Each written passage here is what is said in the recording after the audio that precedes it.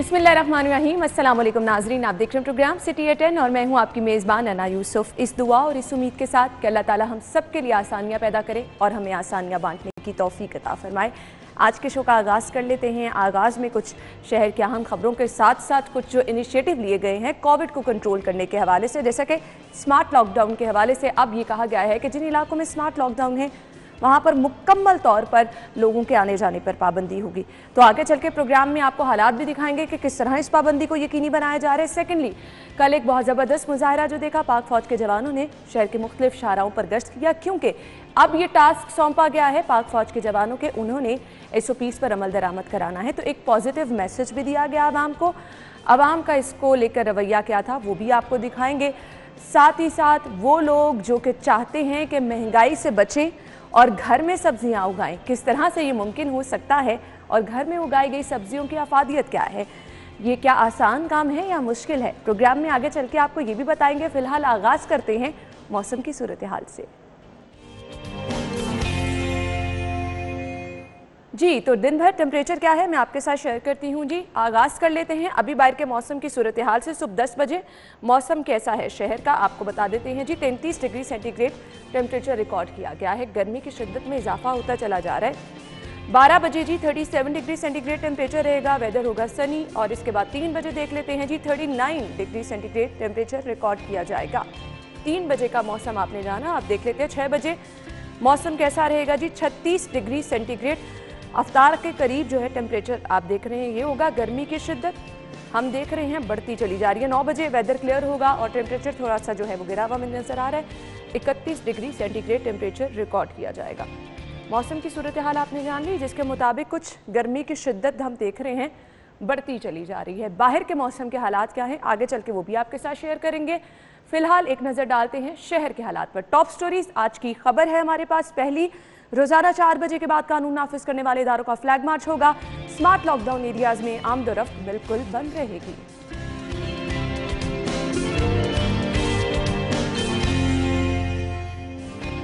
$20 kilo वाला थैला 160 रुपए महंगा। शहरियों को 20 किलो आटे का थैला 860 के बजाय 1020 रुपए में मिलेगा। मिनटों का सफर घंटों में तय होने लगा। अफ्तार से कबल ट्रैफिक का निजाम मुतासिर। और 11 स्पोर्ट्स कॉम्प्लेक्स, नए स्कूल प्रोजेक्ट नामुकम्मल।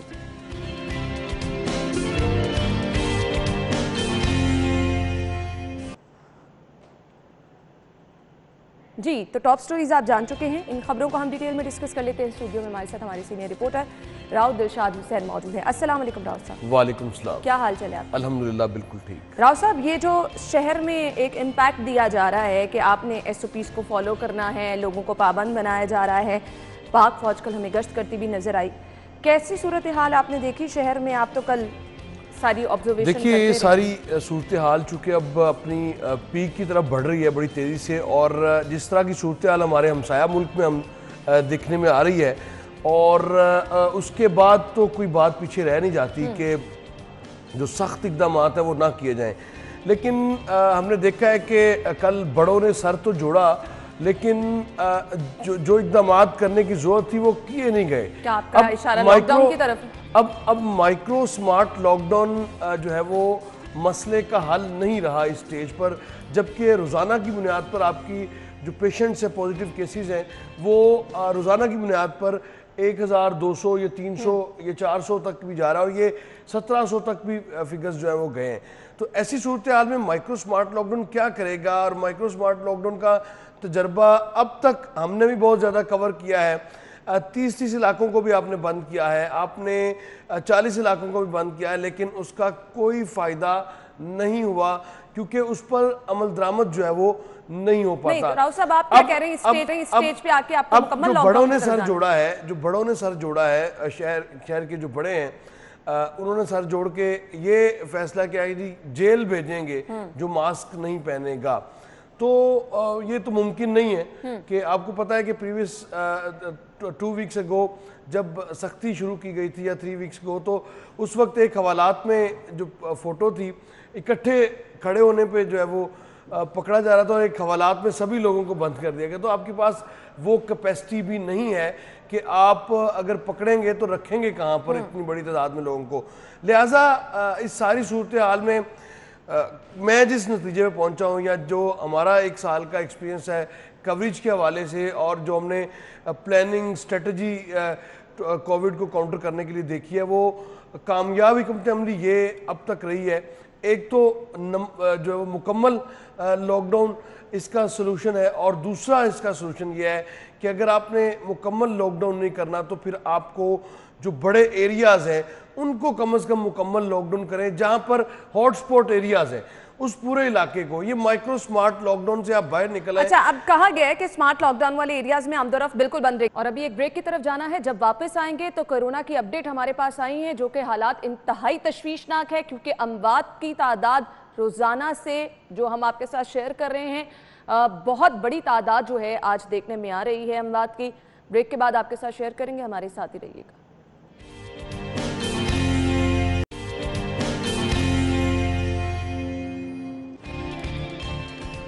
ब्रेक के बाद खुश आमदीद। और अभी अपडेट हमारे तक मौसूल हुई है, शहर में कोरोना के वार जो हैं वो तशवीशनाक हद तक बढ़ चुके हैं। तीसरी लहर की सबसे ज्यादा अमवात आज रिकॉर्ड की गई हैं, जिसके मुताबिक 24 घंटों के दौरान 54 अफराद कोरोना की वजह से जिंदगी की बाजी हार गए हैं। शहर में कोरोना वायरस के मजीद 1306 नए मरीज रिपोर्ट हुए हैं। अस्पतालों में मरीजों का दबाव, कोरोना ICUs 93% बढ़ गए हैं। मजीद जान लेते हैं, जाहिद चौधरी साहब हमारे साथ लाइन पे मौजूद है। जाहिद साहब, अपडेट कीजिएगा। जी, कोरोना वायरस की तीसरी लहर के दौरान जो है वो शिद्दत न सिर्फ बरकरार है बल्कि उसमें बहुत तेजी के साथ खौफनाक इजाफा देखने में आया है। गुज़श्ता 24 घंटे के दौरान लाहौर में इस तीसरी लहर के दौरान रिकॉर्ड 54 अमवात रिपोर्ट हुई हैं, और इसके साथ 1306 नए मरीजों की जो है वो तस्दीक की गई है अस्पतालों में। और इसके साथ जो अस्पतालों पर दबाव है मरीजों का, वो बहुत तेजी के साथ बढ़ रहा है, और उसमें रश में बदस्तूर कोई कमी देखने में नहीं आ रही। 1278 मरीज जो हैं वो इस वक्त सरकारी और प्राइवेट अस्पतालों में दाखिल हैं, जिनमें से 822 मरीज जो हैं वो कोरोना के कंफर्म मरीज हैं और 456 मुश्तबा मरीज हैं। 277 मरीजों की हालत तशवीशनाक होने की वजह से उनको वेंटिलेटर पर रखा गया है और मसनूई तनफ़्फ़ुस फराहम किया जा रहा है, जिसकी वजह से जो अस्पतालों के कोरोना ICUs हैं उनमें 93% तक जो बिस्तर हैं वो इस वक्त तक जो है वो भर चुके हैं, और अब गुंजाइश जो है वो शहर के सरकारी और प्राइवेट अस्पतालों के ICUs में वो न होने के बराबर रह गई है। ना होने के बराबर गुंजाइश रह गई है सरकारी और प्राइवेट अस्पतालों में। जाहिद चौधरी साहब, आपका बहुत बहुत शुक्रिया, आप हमारे साथ मौजूद थे, तफसीलात से आगाह कर रहे थे। 24 घंटों के दौरान 54 अमवात हुई हैं। अल्लाह ताला रहम करे, हालात जो है वो इंतहाई तशवीशनाक हैं। प्लीज़ सभी लोग अपनी केयर कीजिए। जिस तरह से हालात बिगड़ते चले जा रहे हैं तो इसको कंट्रोल करना मुश्किल से बाहर हो जाएगा। अगली खबर की तरफ चलते हैं। 20 किलो वाला थैला 160 रुपये महंगा कर दिया गया है। महंगाई का तूफान हर गुजरते दिन के साथ गुज़श्ता रोज़ दूध की कीमत में इजाफा हुआ। राव साहब, आटा बुनियादी ज़रूरत है और बड़े दावे किए गए थे कि आटे की कीमत में इजाफा नहीं होगा। देखिए, दावा तो ये भी किया गया था कि रोटी की कीमत में इजाफा नहीं होगा। तो वजीर साहब अभी तक मौजूद है और अपने पोर्टफोलियो को एंजॉय भी कर रहे हैं। उन्होंने कहा मैं रिज़ाइन कर दूंगा अगर रोटी की कीमत में इजाफा हुआ। जब आप हर चीज़ बढ़ाएंगे तो फिर रोटी और ये गंदम की कीमतों में इजाफा जो है वो खारिज इम्कान नहीं है, ये होगा। और ऐसा ही हुआ बिल्कुल। अब चूँकि गंदम की जो इमदादी कीमत है वो बढ़ी है और गालिबन 1800 रुपये जो गंदम की इमदादी कीमत है वो कर दी गई है, जो कि एक बड़े अरसे बाद ये फैसला किया गया। लेकिन एक अच्छा फैसला है कि एटलीस्ट अगर ब्लैक मार्केट में जो प्रोड्यूसर है उसको आपने 1400 रुपये या 1470 रुपये दिलवाने हैं तो वही उसी की पैदा करदा जो गंदम है वो मार्केट में 2200 से या 2400 रुपये में फ़रोख्त होगी। तो ये सारा पैसा जो है वो जो ब्लैक में कमाया जाता है और इसमें ब्रोकर्स को फ़ायदा होता है। और अब सूरत हाल ये है कि अब चूँकि जो इमदादी कीमत में इजाफा किया गया है और बुनियादी तौर पर इसको ये कहा जाता है कि इसका फ़ायदा जो है वो किसानों को होगा। लेकिन किसानों को जाहिर है जब आपने 300 या 400 का अब ये फ़र्क पड़ा है तो किसानों को तो फ़ायदा होगा, लेकिन इसकी आड़ में जो फ्लोर मिल्स मालकान हैं या ब्रोकर्स हैं इनके आगे, जिस तरह से चीनी का हमने देखा, चीनी के कई ब्रोकर्स सामने आए। हम यही समझते हैं सारी अभी तक के सिर्फ जो शुगर मिल्स हैं वो और उसके बाद जो मंडी है अकबरी मंडी उसका कोई किरदार है, लेकिन ब्रोकर्स का रोल बड़ा कलीदी है। और आजकल सारे ही जो है वो आजकल तारीखें भी भुगतते आपको नज़र आ रहे हैं। तो अब थैले की कीमत में ज़ाहिर है 160 रुपये जब इजाफा होगा तो ये आम आदमी की जेब से ही ये पैसे जो है वो निकलेंगे। और ये बड़ी बात है, साहब आटा महंगा ये भी बड़ी बात होगी, चीनी भी महंगी खरीदनी है, दूध भी महंगा खरीदना है। एग्जैक्टली बड़ी बात होगी कि अगर सिर्फ जो है वो ये 160 रुपये तक ही बढ़े, इससे आगे ना जाए, क्योंकि जिस तरह से ब्लैक मार्केटिंग का रुझान है बढ़ता चला जा रहा है, माफियाज कार्टल्स जो है वो सामने आ रहे हैं, तो ऐसे में इसका अब इमदादी कीमत की हद तक ही रहे तो फिर भी बात समझ आती है, लेकिन ये इसने ऊपर जाना है क्योंकि सूरत हाल जो है वो आउट ऑफ कंट्रोल रही है हमेशा से ही।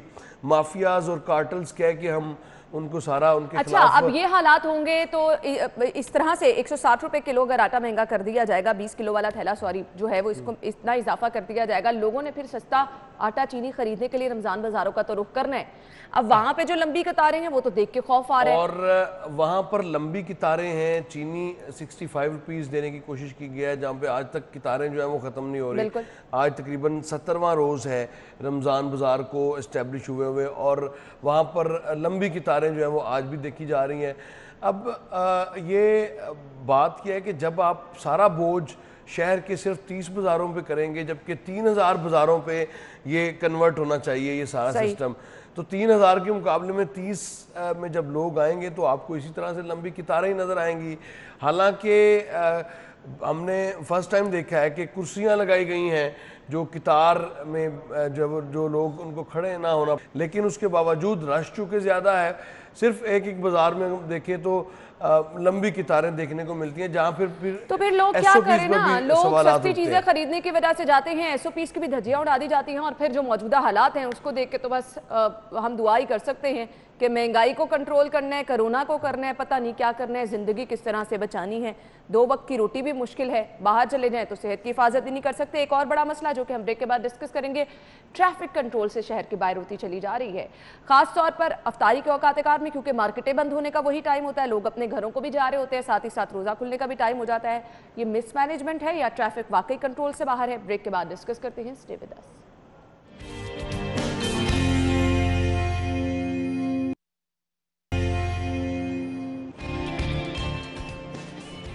Welcome back. शहर का सबसे बड़ा मसला ट्रैफिक जैम जो है वो आजकल देखा जा रहा है और ख़ास तौर पर अफ्तार से कबल ट्रैफिक का निज़ाम बुरी तरह मुतासर हो जाता है। राव साहब क्या वजूहात हैं? देखिए वजूहात तो एकदम से सारी जो टाइम का मसला है वो बड़ा लिमिटेड है, और उसके बाद फिर जो 3 से 4 रोज़ हो गए हम जो देख भी रहे हैं कि मुख्तलिफ शाहराहों पर जिस तरह से ये फ्लैग मार्च के नाम पे, मैं तो इसको इससे ज़्यादा क्या कहूँ, मैं सख्त लफ्ज़ बोलना चाह रहा था कि इनको कोई ख्याल करना चाहिए, उस टाइम पे रखते हैं जब लोगों ने घरों को वापस जाना होता है। और कल भी मुख्तलिफ शाहराहों पर, इससे आप मुझे नहीं समझ आती कि इसका फ़ायदा क्या है फ्लैग मार्च और ये करके, तो स्वाय ट्रैफिक हर्डल के खुद इनके जो डिसीजंस हैं एडमिनिस्ट्रेशन के वो इसमें मार्केटों के बंद होने का वो टाइम, लोग शॉपिंग पे जाते हैं, घरों को वापसी का वो टाइम, और आप बीच में फ्लैग मार्च भी अपना उसी टाइम पे कर लें, तो कोई खुदा का खौफ करें आप। बड़ा जरूरी है आपको खाली गाड़ियां सड़कों पर दौड़ाने का अगर शौक है तो सुबह के औकात में दौड़ा लिया करें। अब शहरी के बाद रश है तो लोग फ्लैग मार्च इसलिए किया जा रहा है कि कम से कम शहर के जो मरकजी कॉरिडोर्स हैं उन पर सारा दबाव 4:30 से 6 के दरमियान सारा दबाव उस वक्त आएगा, और उसी के दौरान अगर किसी एक सड़क पे फ्लैग मार्च हो तो क्या हालत होगी बाकी सड़कों की। तो अगर आपने फ्लैग मार्च करना ही है CCPO साहब, तो आप कम से कम ये सहरी के बाद कर लें। आपने वीडियो रिलीज़ करना होती है, और इससे ज़्यादा हमने कभी इसका कोई फ़ायदा नहीं देखा। तो बराए मेहरबानी अफ्तारी को काज छोड़ दें कि कम से कम लोग अपने घरों को बासानी जो है वो जा सकें। कुछ ख्याल किया करें, ख़ास तौर पर जो सिग्नल फ्री कॉरिडोर्स हैं वहाँ पर जब ट्रैफिक की प्रॉब्लम आती है। कल मैं फिरोजपुर रोड पर खुद चुके इसका विटनेस रहा हूँ। और थ्रू आउट मजांग शुंगी से जो सूरत हाल थी, अब मुझे नहीं पता कि किस रोड पर फ्लैग मार्च था, लेकिन जिससे भी पूछा फ्लैग मार्च की बात जो है वो की जा रही थी कि फ्लैग मार्च है कोई, और ये चुंगी अमर सदू तक बम्पर टू बम्पर गाड़ियाँ आई हैं। आप अंदाज़ा लगाएं, जो सफ़र 13 से 14 मिनट में तय हो सकता है, भी हो सकता है ये जो ट्रैफिक के मनाज़र हम दिखा रहे हैं, 13 से 14 मिनट में तय होने वाला जो सफर है वो अगर 2 घंटों में होगा तो आपके साथ, यानी अगर आपके घर का कोई आधे घंटे का रास्ता है तो आपको 3 घंटे मार्जिन रख के फिर निकलना है। एग्जैक्टली जिस तरह से ट्रैफिक नजर आ रही है, आप सारी तवज्जो ट्रैफिक की रवानी पे रखें, खुदा का नाम लें, कम से कम इन 2 घंटों में फ्लैग मार्च ना रखें। अगर आपने रखना है तो ईशा के बाद रख लें। अच्छा, उसके साथ साथ मुझे सिटी ट्रैफिक पुलिस की भी मिसमैनेजमेंट नजर आती है। आपके पास पीक आवर्स हैं, स्कूल कॉलेजेस वैसे ही बंद हैं, आपके पास पूरे दिन में आपने सिर्फ ये देखना है कि अफ्तारी की टाइम पे आपने ट्रैफिक को कैसे मैनेज करना है, और वो भी मैनेजमेंट आप मुकम्मल तौर पर फेल है। मेरे ख्याल से ये फिर मिसमैनेजमेंट ही है। मिसमैनेजमेंट ऑब्वियसली, चूँकि जो ट्रैफिक पुलिस है हम देखते हैं कि वो भी मास्क के पीछे लग गई है, ट्रैफिक की रवानी को बेहतर बनाने के लिए कोई किरदार जो है वो अदा नहीं कर रही, जिसकी वजह से ट्रैफिक के इश्यूज आ रहे हैं। अब कल तो मॉर्निंग में भी सूरत हाल इस तरह की थी कि तमाम जो बड़ी मरकज़ी शाहराएँ हैं वहाँ पर ट्रैफिक का खासा दबाव था, और उसकी बुनियादी वजह यही है कि आप जो डिप्यूट जो करना होता है वार्डन्स को टाइमली, वो शायद नहीं हो पा रहे, और उस पर अगर कहीं पे वार्डन्स नज़र आ भी रहे हैं तो वो अपने मोबाइल में ज़्यादा बिजी होंगे बजाय इसके कि वो ट्रैफिक की रवानी को बेहतर बनाने में अपना कोई किरदार अदा करते हों। तो ये रोज़ाना का मामला है। अब बहरहाल अब आपको चूँकि अब फिक्स है टाइम, अब अफ्तारी के हवाले से हो या वापसी पे लोगों ने घरों में, तो ये खासा इसमें अब कोई मेरा नहीं ख्याल कि, यानी आपको पता है कि ये टाइम आपके लिए जो है वो एक चैलेंज है, इसको आपने कंट्रोल करना है, लेकिन उसको भी आप कंट्रोल नहीं कर पा रहे हैं, जिसकी वजह से शहरियों को मुश्किलात का सामना है। राव साहब, बहुत बहुत शुक्रिया आपके वक्त के लिए। नाज़रीन, हम ब्रेक लेंगे, आप न्यूज़ हेडलाइंस जानिएगा, जिसके बाद हम शो में दोबारा हाजिर होंगे। कुछ शहर के रमज़ान बाज़ारों के सूरत हाल भी आपको दिखाएंगे, बाहर मौसम कैसा है ये भी दिखाएंगे, और फिर हमने कुछ बात करनी है कि बच्चों की सेहत का आपने किस तरह से ख्याल रखना है इन हालात में। ब्रेक के बाद डिस्कस करेंगे, हमारे साथ रहिएगा।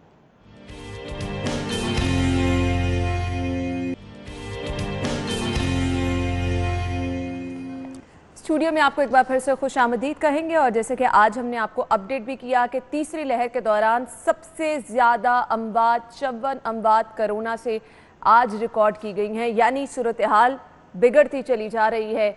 आवाम उस तरह से हमें SOPs को फॉलो करती दिखाई नहीं दे रही। कल हमने आपको शहर के मुख्तलिफ बाज़ारों में रश की सूरत हाल भी दिखाई।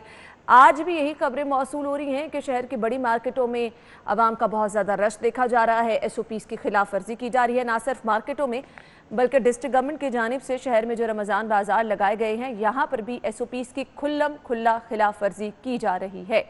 यानी बहुत सारी वजूहात हैं जिसकी बिना पर कोरोना फैल रहा है। फिर स्मार्ट लॉकडाउन सिर्फ नाम का लॉकडाउन नज़र आ रहा है। आमतौरफ्त इन इलाकों में जारी है और कहीं पर कोई चेक एंड बैलेंस, कोई मॉनिटरिंग का निज़ाम नहीं रखा गया।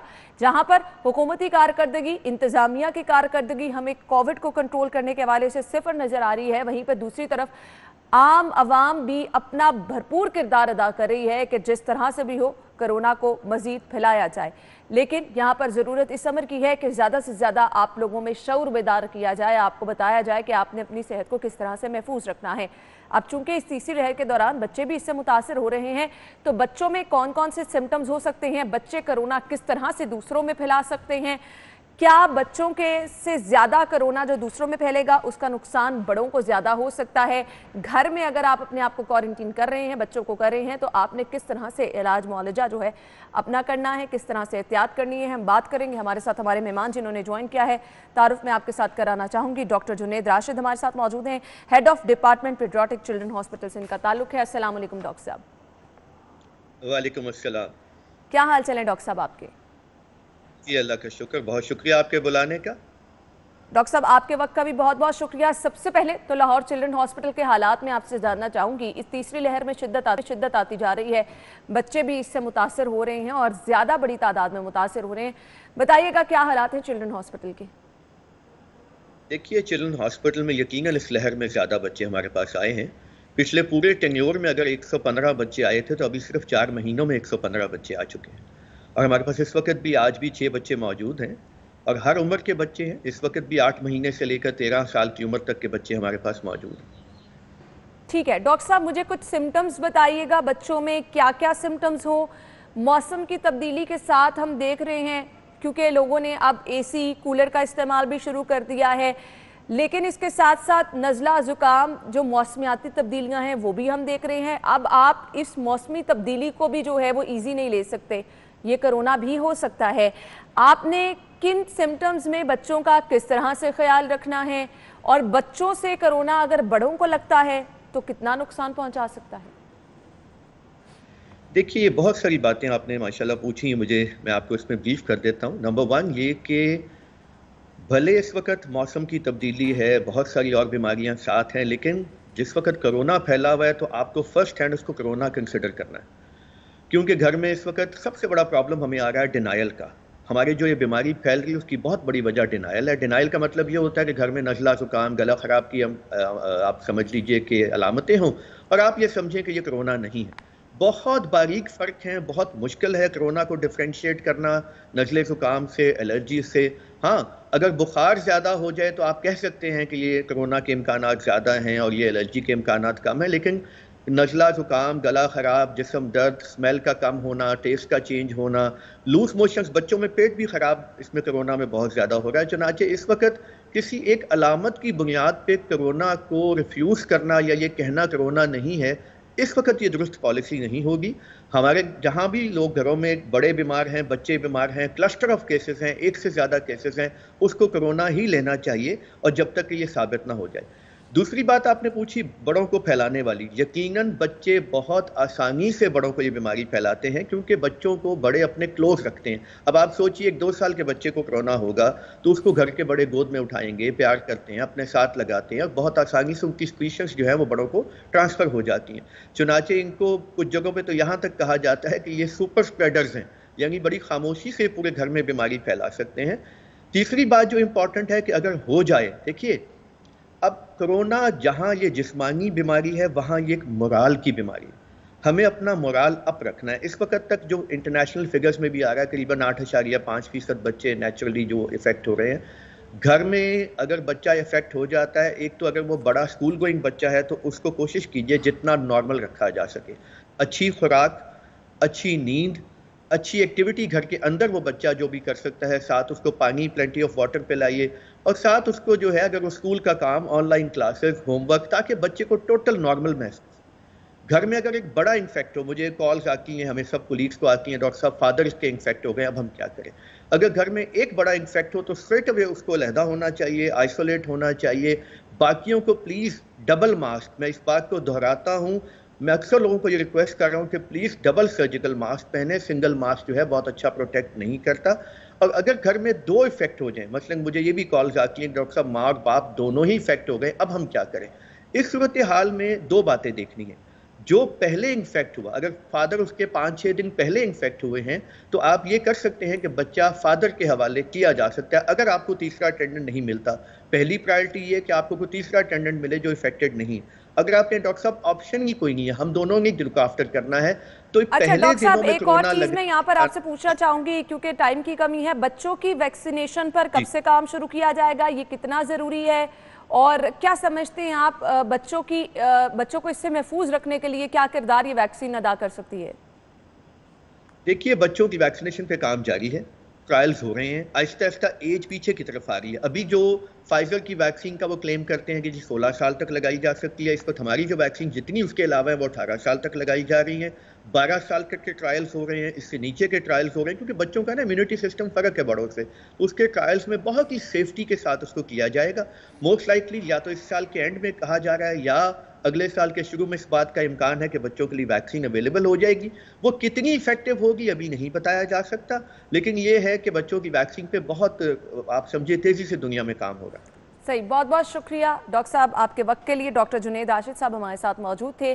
और बच्चों में क्या क्या अलामात हो सकती हैं, बच्चों की एहतियात आप किस तरह से कर सकते हैं, डॉक्टर साहब ने आपको बताया।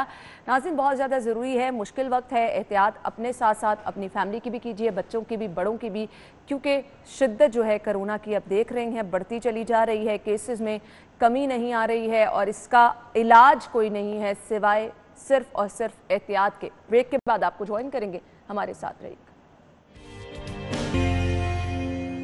ब्रेक के बाद प्रोग्राम में आपको एक बार फिर से खुशामदीद कहेंगे। प्रोग्राम के इस हिस्से में हम आपको बताने वाले हैं शहर के मौसम की सूरत हाल। चूँकि गर्मी की शिद्दत में इजाफा होता चला जा रहा है, तो इस वक्त मौसम कैसा है और आइंदा 24 घंटों में मौसम कैसा रहेगा, क्या प्रेडिक्शन की जा रही है महकमा मौसमियात की जानिब से, हम जानते हैं। सादिया खान बाहर मौजूद हैं।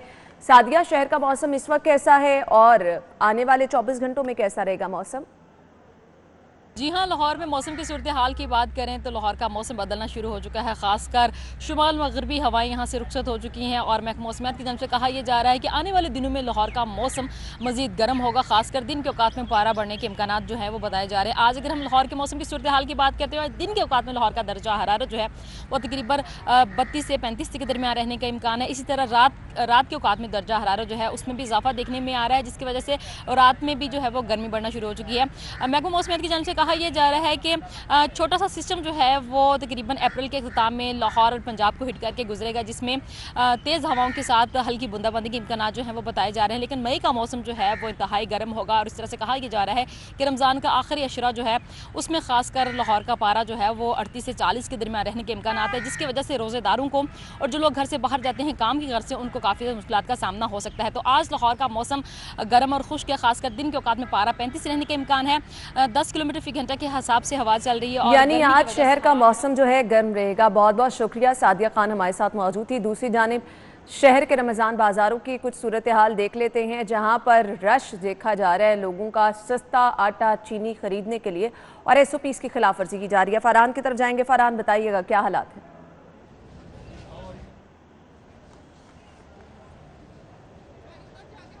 जी बिल्कुल, इस वक्त मैं मोची गेट रमज़ान बाज़ार में मौजूद हूँ और यहाँ पर चीनी के खास तौर पर स्टॉल के ऊपर रश लगा हुआ है। लोग सुबह से ही यहाँ पर जैसे ही रमज़ान बाज़ार खुला उसके बाद यहाँ पर रश पे लग गए कि क्या मर्द क्या औरतें, पूरा का पूरा ख़ानदान यहाँ लाइन में लगा हुआ है और चीनी ख़रीद रहा है। और समाजी खास तौर पर जो फासला है उसका खास तौर पर ख्याल नहीं रखा जा रहा है। गर्मी है, हबस है, लोगों के रोज़े हैं, वो रोज़े में ही लाइन लगी हुई है। शहरियों का कहना है कि रमज़ान बाज़ार में सस्ती सब्सिडी पर चीनी देने की बजाय उनके घरों पर किसी स्टोर्स के ऊपर चीनी दे दी जाती तो ज़्यादा बेहतर होता। रोज़े के अंदर पूरी फैमिली सिर्फ 2 किलो चीनी के लिए कतार में लगी रहती है और घंटा 1.5 घंटा उनकी बाद जो बारी आती है। जबकि यह जो चेयर्स लगाई गई हैं उठक बैठक, ख़ासतौर पर जो बुज़ुर्ग शहरी हैं उनको लिए बड़ा मसला है कि एक बैठते हैं 30 मिनट 1 मिनट, फिर उसके बाद आगे जाना पड़ता है, फिर उठ के बैठना पड़ता है। तो बुज़ुर्ग शहरियों को भी इस चीज़ के ऊपर भी एतराज़ है कि अगर चेयर्स लगा दी गई थी तो उनको चेयर्स के ऊपर ही बुज़ुर्ग शहरियों को चीनी फराहम की जाती है। लेकिन ऐसा कुछ नहीं है। ना सिर्फ बुज़ुर्ग बल्कि जो ख़वातीन है, बच्चे हैं, वो लाइन में लगे हुए हैं। बच्चों का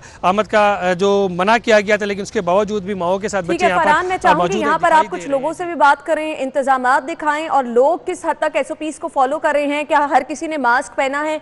कोरोना की सूरत हाल तो बिगड़ती चली जा रही है, तो मैं चाहूंगी अपने इर्द गिर्द हालात दिखाएं, किस तरह से लोग जो है वो SOPs को फॉलो कर रहे हैं और रमज़ान बाजार के इंतजामात से लोग जो यहाँ आ रहे हैं मुतमईन दिखाई दे रहे हैं कम से कम।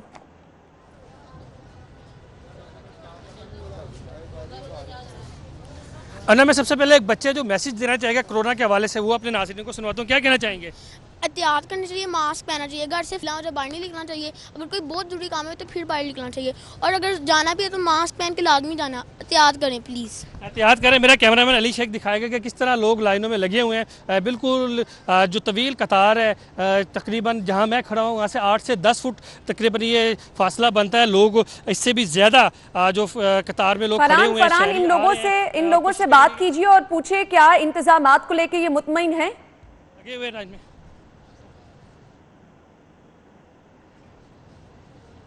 जी बिल्कुल, मैं वही बात करता हूँ। मेरे पास शहरी मौजूद है, इतनी लंबी लाइनों में लगे हुए हैं, क्या कहेंगे? मैं अभी तो आया, घंटा हो गया चीनी लेने आया, अभी तो चीनी की बारी नहीं आ रही। मैं काम का टाइम हो रहा है, मैं काम में जाना है, क्या करे, चीनी लेने काम कर। फरहान, इनसे पहले ये पूछे इन्होंने मास्क क्यों नहीं पहना? काम भी लाजमी है, चीनी भी लाजमी लेनी, घर का राशन हमारे पास लेने की तबीक ही नहीं है। फरहान को ये कहना चाहता हूँ, आपकी मेहरबानी होगी, कम से कम सस्ती चीज़ है दुकानों। सस्ती चीनी तो है, लेकिन मास्क के ऊपर लोगों ने पाबंदी की थी, आपका मास्क नहीं है।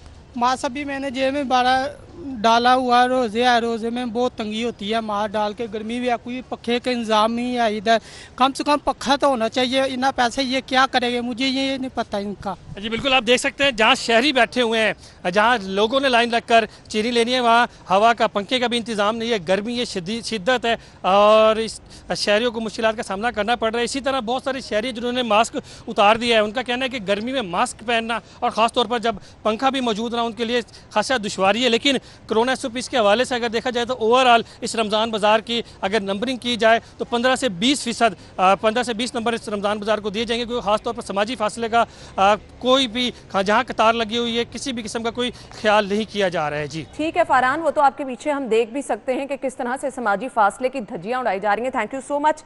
मास्क की पाबंदी यकीनी नहीं बनाई जा रही, सस्ती चीनी के लिए पीछे आपने दोनों तरफ देखा, मर्द और खातिन की लंबी कतारें हैं, ना तो कोई पंखे का इंतजाम किया गया है। शदीद गर्मी की वजह से जो लोग सस्ती चीनी खरीदने आए हैं, उनका कहना है मास्क पहनना उनके लिए रोजी की हालत में बहुत ज़्यादा मुश्किल हो गया है। तो अब लोग क्या सस्ती चीज़ें खरीदेंगे या फिर अपने आप को कोरोना लगवाएंगे? ये सब चीज़ें आपके सामने हैं। तो मैं प्लीज़ यहाँ पर लोगों से रिक्वेस्ट करना चाहूँगी, एहतियात कीजिए, अपने आप को आप इसी तरह से बचा सकते हैं। ब्रेक के बाद आपको ज्वाइन करते हैं, हमारे साथ रहिएगा।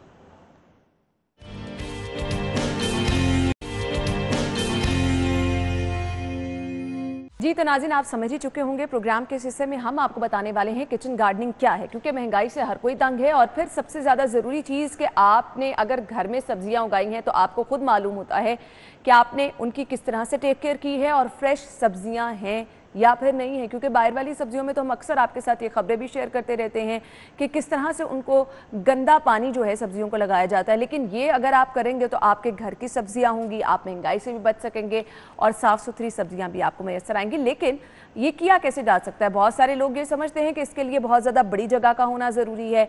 आज हम आपको बताने वाले हैं किचन गार्डनिंग क्या है, क्या ये सिर्फ बहुत बड़ी जगह पे की जा सकती है या फिर गमलों में भी आप अपनी मनपसंद सब्जी उगा सकते हैं, इसका तरीक़ेकार क्या है। हमारे साथ हमारे मेहमान मौजूद हैं, तारुफ कराऊंगी जी।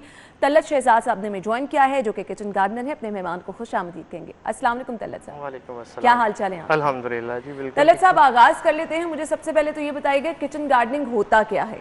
जी बहुत शुक्रिया आपका इन्वाइट करने का। किचन गार्डनिंग बेसिकली आप अपने किचन के लिए घर में ही सब्जियां उगा रहे होते हैं और इसका सबसे मेन पर्पज़ ये होता है कि आप अपनी आंखों के सामने अपने घर के अंदर किसी लॉन में या किसी छत के ऊपर ये काम कर सकते हैं। अच्छा, आपने लॉन का वर्ड यूज़ किया। अब हर किसी के घर में तो लॉन होगा नहीं जी, तो अब क्या हम समझे कि अगर आपके पास खुली जगह नहीं है तो आप सब्जियां उगा ही नहीं सकते? जी ऐसा नहीं है बिल्कुल भी। मैं एक्चुअली पर्सनली यही कहना चाह रहा था कि क्योंकि मैं घर की छत पे ही सब्जियां उगा रहा हूं, तो लाहौरियों के पास तो छत के अलावा कुछ भी नहीं बचा।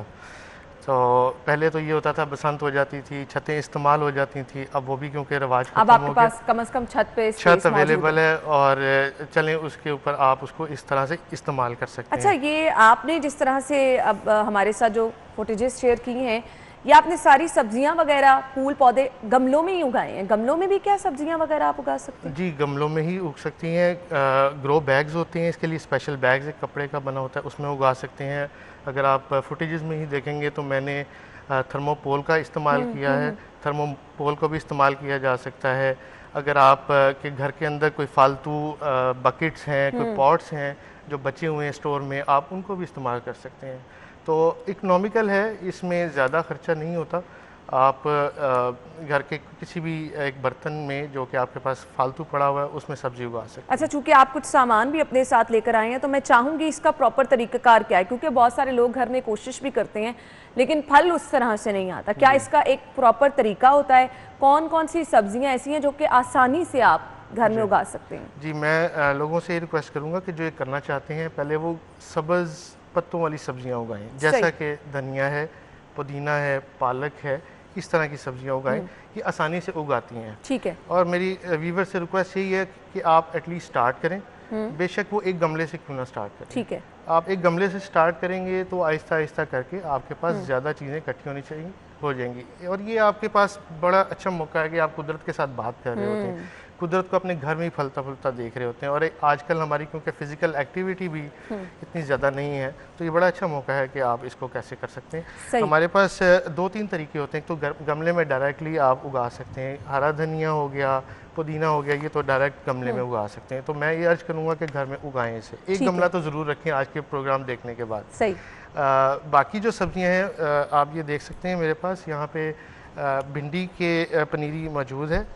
ये इस तरह के मिल जाते हैं नर्सरी से, क्रेट। इसमें आप अपना नर्सरी बना के इसके अंदर सीड लगा सकते हैं।